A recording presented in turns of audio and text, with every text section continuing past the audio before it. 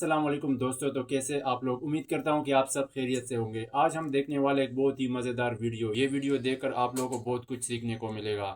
تو چلو پہلے یہ ویڈیو دیکھ لیتے ہیں، اس کے بعد اس کے بارے میں بات کرتے ہیں۔ ٹھیک ہے نا، مثلا رسول اللہ صلی اللہ علیہ وسلم کی آپ بے عزتی کریں، ان کی آپ حد کے حرمت کریں، تو یہ صرف معمولی گناہ تو نہیں ہے، یہ کفر بھی ہے۔ چاہے اس کا کرنے والا چاہے وہ کلمہ گو کیوں نہ ہو، کہتا ہو کہ میں مسلمان بھی ہوں، نماز بھی پڑھتا ہوں۔ تو ابو بکر، عمر، عثمان بظاہر یہ کلمہ پڑھتے تھے، لیکن اس کے ساتھ ساتھ ان سے وہ اعمال سرزد ہوئے کہ وہ اعمال اس کے لیے اللہ تعالیٰ نے قرآن مجید میں خلود فی النار کا وعدہ دیا ہے، اور سب مسلمانوں کا اجماع کہ یہ اعمال کسی بھی شخص سے صادر ہو وہ کافر ہے۔ جی اچھا سر، ہمیں بچپن سے یہ بتایا گیا ہے حضرت ابو بکر اگر غلط ہوتے تو کیا حضرت امام علی علیہ السلام اپنی بیٹی کا رشتہ انہیں دے دیتے؟ یہ بات کہاں تک سچ ہے؟ ابو بکر ابو بکر یا عمر، آئی ڈونٹ نو سر، میں نے پہلے ہی آپ کو ایکسکیوز کیا تھا۔ تو ابو بکر کو کوئی رشتہ نہیں ملا، ابو بکر کو کوئی رشتہ نہیں ملا۔ ابو بکر کی جو وائف ہے اس کا نام ام رومان ہے، وہ عائشہ کی ماں ہے۔ عمر کو بھی رشتہ نہیں ملا ہے، آپ میرے اسی چینل پہ آپ سرچ کریں، ام کلثوم جی سر۔ کے نام سے ام کلثوم کا عمر کے ساتھ نکاح یا شادی، اس سے سرچ کریں، اس میں آپ کو مل جائے گا۔ میں نے اس کی کافی تفصیل سے جواب دیا۔ ٹھیک ہے نا میری بہن، اللہ آپ کو جزائے خیر دے۔ سر میری اب بات کمپلیٹ ہے سر، جی جی مجھے آپ کے تھوڑا سا جی ہی جی ٹائم چاہیے۔ جی جی اچھا سر، اور موسٹ امپورٹنٹ سوال ہے کہ مزید کتنے سوال ہیں آپ کے بہن؟ سر چھوٹے سے سوال ہیں، چھوٹے سے، جی جی بالکل چھوٹے سے سوال۔ جی اوکے، جی چھوٹے سے سوال۔ سر، اللہ آپ کو خوش رکھے۔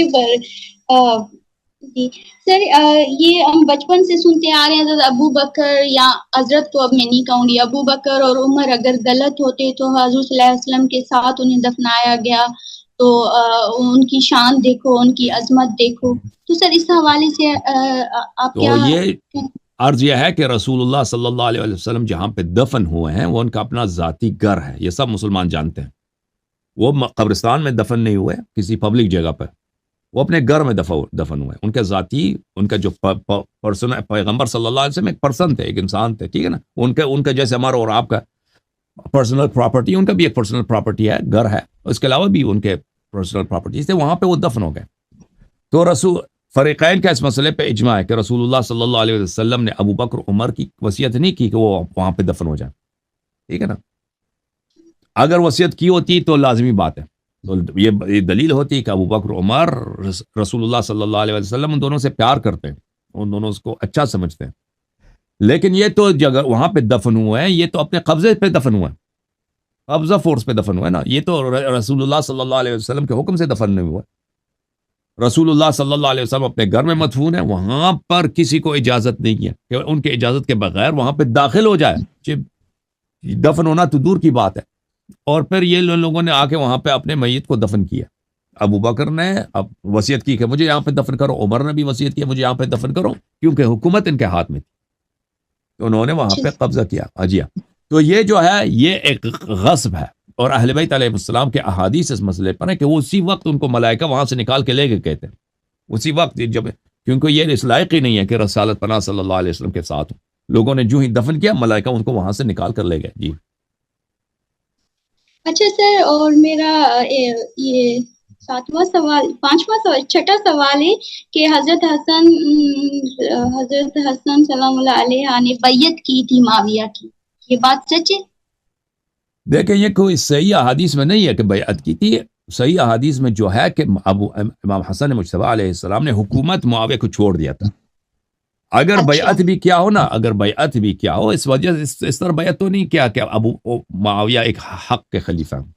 وہاں پہ اس وقت عراق میں، کیونکہ وہاں پہ بہت سارے سپورٹرز رہتے تھے اہل بیت علیہ السلام کے، اگر امام حسن مجتبی علیہ السلام نے ان کی زندگی بچانی ہے معاویہ کے ہاتھ قتل ہونے سے، ذبح ہونے سے، تو اس کا یہی طریقہ تھا کہ ان کے لیے وہ عملی نمونہ بنتے کہ بھئی میں نے معاویہ کی حکومت قبول کیا، تم بھی کہہ دو کہ ہم نے قبول کیا، وَإِلَّا تم ذبح ہو جاؤ گے۔ تو یہ کسی صحیح حدیث میں برہان نہیں ہے کہ انہوں نے بیعت کیا۔ اگر بیعت کی، یہ مخالفین کے روایات میں اور ضعیف روایات میں تو اگر کسی حدیث میں ہے تو اس کی وجہ یہ ہے، اس طرف بیعت نہیں کی ہے کہ معاویہ جو ہے ایک اچھا آدمی ہے، ایک صحیح حاکم ہے اور ایک شرعی حاکم ہے، اس لیے کیا ہے کہ اس کے علاوہ چارہ نہیں ہے۔ اس کے جیسے مثلا مسلمان ہیں نا، ہندوستان میں رہتے ہیں، وہ الیکشن میں حصہ بھی لیتے ہیں، ووٹ بھی ڈالتے ہیں۔ اب ان کا یہ عقیدہ تھوڑی ہے کہ جو ہندوستان کی حکومت ہے وہ اسلامی حکومت ہے، مودی جی جو ہے وہ ایک شرعی خلیفہ ہیں، یہ تو نہیں کہتا نا وہ۔ پارلیمنٹ جو ہے ایک شرعی جو ہے ایک جگہ، وہاں پہ پارلیمنٹ میں، انڈیا کے پارلیمنٹ میں کیا ہوتا ہے، اکثریت ان کے ہندو ہیں، وہاں پہ اسلام کے خلاف ہمیشہ قانون پاس کرتے ہیں۔ تو ہندوستان کے مسلمان اگر دیکھ اجازت دیں، اگر ہندوستان کے مسلمان ہندوستان میں ووٹ ڈالتے ہیں، انتخابات میں حصہ لیتے ہیں، یا اپنی حکومت کو وہ قبول کرتے ہیں کہ بھئی یہ انڈیا کا حکومت کو ہم مانتے ہیں، یہ ہمارا حکومت ہے، اس کا مطلب یہ ہے کہ ان کے پاس کوئی چارہ نہیں ہے، ان کے پاس اگر اس کے علاوہ کوئی آپشن ہے ہی نہیں۔ سمجھ میں آئی نا بات آپ کو بہن؟ تو سر اس لانتی کو پھر یہ ہمارے جو بچپن میں ہمیں سکھایا گیا، اس کو امیر معاویہ کا، اس لانتی نے جب گالیاں دی مولا علیہ السلام کو، میں تو نہیں مانتی سر، میں یہ ڈنکے کی نوک پر کہتی ہوں کہ میں اس معاویہ لانتی کو، یزید کو، ہندا کو، سفیان کو نہیں مانتی، اور میری خواہش ہے جب بھی میں شام جاؤں تو اس کی جو ٹوٹی ٹوٹی قبر ہے وہاں جا کے چپل ماروں، اپنی سینڈلیں اتار کے ماروں۔ تو سر میرا آپ سے 7واں سوال ہے کہ جب یہ باغ فطرت کا جو مسئلہ تھا تو اس پہ بعض اوقات ہمیں یہی بتایا گیا کہ اگر یہ غلط ہوتے صحابہ کرام تو حضرت علی علیہ السلام بدلہ کیوں نہیں لیتے، وہ کوئی ایکشن لیتے، تو انہوں نے کوئی ایکشن کیوں نہیں لیا؟ ایکشن انہوں نے لے لیا، انہوں نے بی بی سلام اللہ علیہ کے ساتھ گئے بار بار اور حق کا مطالبہ کیا، ایکشن اس سے کیا زیادہ، حتیٰ کہ پر خود مسلم میں موجود ہے کہ اب عمر کے خلافت میں گئے، عمر سے بھی طلب کیا، ٹھیک ہے نا۔ اگر یہ بہت واضح دلیل ہے کہ امیر المؤمنین علیہ السلام ابو بکر کو غاصب سمجھتے تھے اور ابو بکر کو مفتری سمجھتے تھے اس حدیث کی، انما معاشر الانبیاء لا نورث ما ترکنا صدقہ۔ واضح دلیل اس کی کیا ہے کہ خود وہ عمر کی حکومت میں گئے اور فدق کا مطالبہ کیا عمر کے خلافت میں، تو وہ اس سے زیادہ کیا ایکشن لے لیں؟ تو انہوں نے ابو بکر سے بھی مطالبہ کیا، عمر سے بھی مطالبہ کیا۔ اب اپنے دور حکومت میں، ان کے اپنے دور حکومت پر آشوب حکومت تھی، ایسا نہیں تھا کہ وہ فارغ تھے اور چھوٹے موٹے کاموں کے لیے کہ مثلا یہ فلان باغ ہے اس کو لے کے فلانی کو دے دیں۔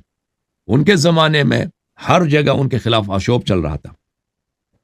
اب کوئی لشکر لے کے آتی ہے اور فتویٰ دے دیتی ہے کہ حملہ کرو امیر المؤمنین علیہ السلام پر، تو یہ تو دشمنی کے سب سے اعلیٰ جو قسم ہے وہ یہ کہ لشکر لے کے آؤ اور حملہ شروع کر دو۔ عائشہ نے یہ کیا ہے، اور پھر خود بخاری میں موجود ہے کہ رسول اللہ صلی اللہ علیہ وسلم نے عائشہ کے متعلق کہا کہ آپ یوسف کی جو ساتھ جو مصر کے عورتیں، بدکارہ عورتیں یوسف علیہ السلام کے خلاف سازشیں بناتی تھی، آپ اسی کی طرح۔ تو یہ وہ سب عورتیں کافر ہیں۔ بہرحال عائشہ کے متعلق ہمارا موقف وہی ہے جو بخاری میں، مسلم میں، قرآن مجید میں، سورہ تحریم میں ہے، ٹھیک ہے نا۔ اوکے میرے بہن، اللہ آپ کو جزائے خیر دے، اللہ آپ کو سلامتی دے۔ اب آپ کا سوال ختم ہو گیا؟ لاسٹ کوسچن سر ایسے نہیں کریں پلیز سر، ایسا نہیں کریں۔ جی جی